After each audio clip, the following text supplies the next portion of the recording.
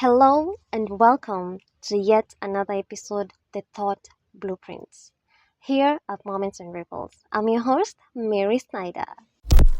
Favorite frequency. It's the favorite frequency, favorite frequency, favorite frequency. It's the favorite frequency in human form.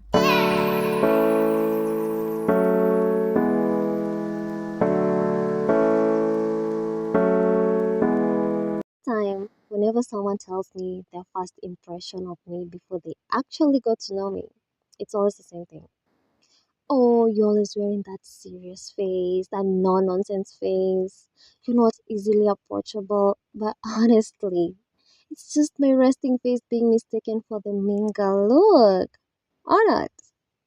But it made me wonder, how do people see you judging from your personality? Do they see you as cheerful, warm, full of life, that someone is always happy, laughing, smiling, or as someone grumpy, easily irritated, and always on edge? Will they describe you as the kind of person who lights up a room or the one everyone quietly avoids? And if you sit down and start comparing notes, being completely honest with yourself, does that description really match who you are right now? Is that the kind of personality your future self would have? When did this version of you begin to take shape? Was it a few days ago, a few months, or has it always quietly been there, shaping how you show up? And one more thing, do the different personalities you wear for different situations, the professional one at work, the easygoing one with friends, the polite one at church, and maybe the quiet observer at home, ever make you lose touch with your true self?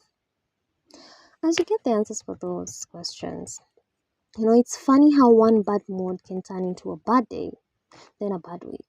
And before you know it, it becomes part of who you are. The thoughts you allow to take root in your mind don't just shape your mood, they shape your entire personality. It's like a cycle, from thoughts to behaviors, and from behaviors to identity.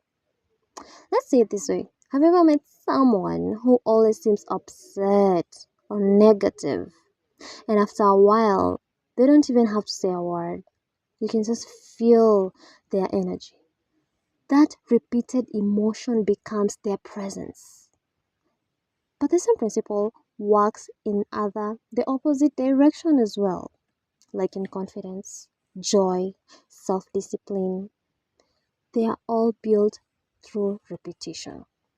When you choose to think, feel, and act from a grounded, positive place, that energy starts to define you. The same way it forms, it can also transform. You can rewire your patterns through small shifts in thoughts, small acts of awareness, small choices that reflect who you want to be. Because energy is also contagious, the one you give off and the one you carry from within. Did you get the answers though? From whether that is the personality your future self wants to be, whether that reflects who you are right now, and if all those versions allow with your true self. Let's start with versions. Each version serves a purpose, shaped by the expectations around us. But over time, switching between these roles can blur the line between who we are and who we want to be, and also who we pretend to be. There's nothing wrong with adapting. That's emotional intelligence. But real growth happens when all these sides of you begin to align. When the person you are everywhere reflects the person you're becoming. That harmony doesn't just bring peace, it brings power. Because it means you're no longer performing. You're simply being. Just being you. As for whether it reflects who you are now, if you want to be seen differently, start feeling differently. If you want to attract warmth, start choosing it. The version of you people experience is just a reflection of what you've been practicing inside. But now to the real question of whether that's who your future self wants to be, whether your habits and daily patterns reflect that version of yourself. You see, becoming Who you desire starts with embodying it, living as though you already are that person. And how do we do this? By one, recognizing your repeated thoughts.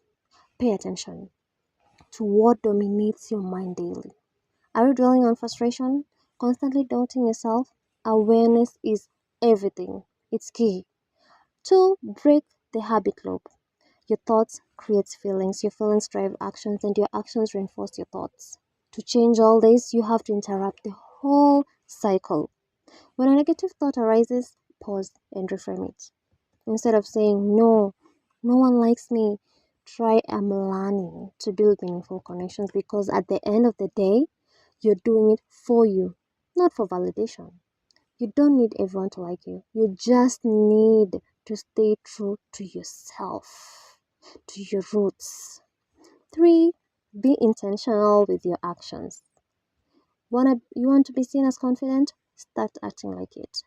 Want to be known as positive? Practice gratitude, smile more, compliment people. Your personality isn't fixed, you can design it. And finally, surround yourself with the right influence. The people you spend time with and the content you consume affect your thoughts. If you constantly hear negativity, you'll think negatively. Be mindful of what and who you allow into your space. Audit everything, every single thing, every single one of them.